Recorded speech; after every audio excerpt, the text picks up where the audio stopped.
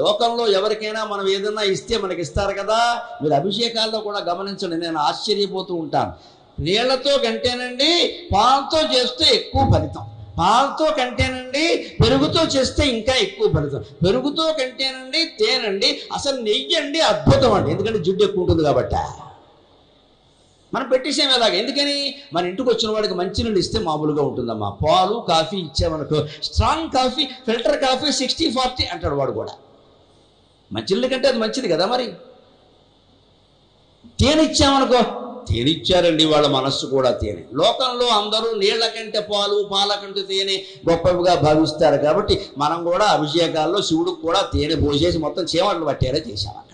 అందుకని తేనె ఎందుకు పోయాలి, పాలెందుకు పోయాలి, నెయ్యి ఎందుకు పోయాలి, నీళ్ళు ఎందుకు పోయాలి? ప్రతిదీ పోసాక నీళ్లు పోస్తారు. మీరు గమనించండి, అభిషేక ప్రక్రియ తేనె పోసిన వెంటనే నీళ్లు పోస్తారు, నెయ్యి పోసిన వెంటనే నీళ్లు పోతారు, ఎందుకని కడిగేయడానికి. పైగా ఏం పోసినా జారిపోతున్నాయి గమనించు. పాలు పోసావు జారిపోయాయి, తేనె పోసావు జారిపోయాయి, నీ నెయ్యి పోసావు జారిపోయింది, పత్రి పెట్టావు జారిపోయింది, పువ్వులు పెట్టావు జారిపోయాయి. నీ జీవితంలో కూడా ప్రతిదీ జారిపోతుంది. Be ready, be ready, be ready.